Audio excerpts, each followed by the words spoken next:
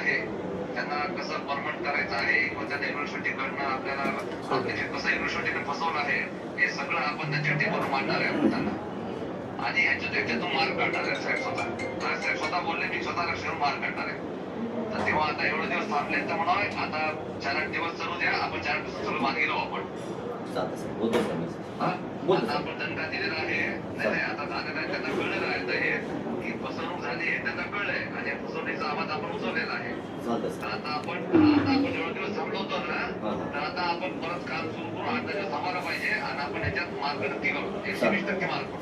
आपण नाही आपण एवढं केलं म्हणून ते आले ना टेबलवर आपल्याकडे. आता कोणाला सांगा आपण पाठीशी आहोत, आपण ह्या थोडीत नेणार म्हणजे नेणार बिलकुल. आणि रासाहेबांनी लक्षात म्हणजे थोड्याच्यात रस्ता निघणारच आहे.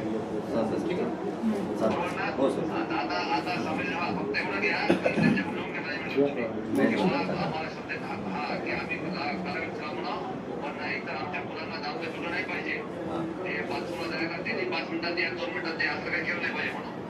मॅनेजमेंटचे पण लोक बसलेले, कंपनीचे पण आले एक दोन. ते सांगा सर डीसीपी साहेब पण आहे.